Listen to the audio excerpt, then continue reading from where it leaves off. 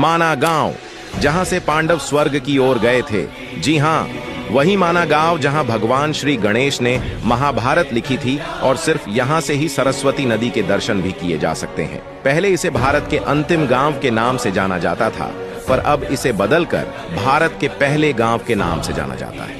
माना गांव चमोली डिस्ट्रिक्ट में आता है और बद्रीनाथ से इस गांव की दूरी सिर्फ 3 किलोमीटर की है। इस गांव में स्थित गणेश गुफा में ही भगवान श्री गणेश ने बैठकर वेद, पुराण और महाभारत लिखी थी। गणेश गुफा के बारे में कहा जाता है कि जब भगवान श्री गणेश जी वेद लिख रहे थे तो सरस्वती नदी अपने रौद्र रूप से बह रही थी, जिससे कि भगवान श्री गणेश को वेद लिखने में बहुत दिक्कत हो रही थी। तो उनके मना करने के बाद भी जब शोर कम नहीं हुआ तो गणेश भगवान ने सरस्वती नदी को श्राप दे दिया कि तुम इससे आगे किसी को भी नजर नहीं आओगी, और इसीलिए सरस्वती नदी सिर्फ माना गांव से ही देखी जा सकती है। इस गांव से थोड़ी ही दूरी में स्थित है वसुधारा फॉल। कहा जाता है कि वसुधारा फॉल्स का पानी जो लोग पाप करते हैं उन पर बिल्कुल भी नहीं गिरता है। यह एक बेहद ही सुंदर झरना है जिसकी ऊंचाई लगभग 400 फीट की है।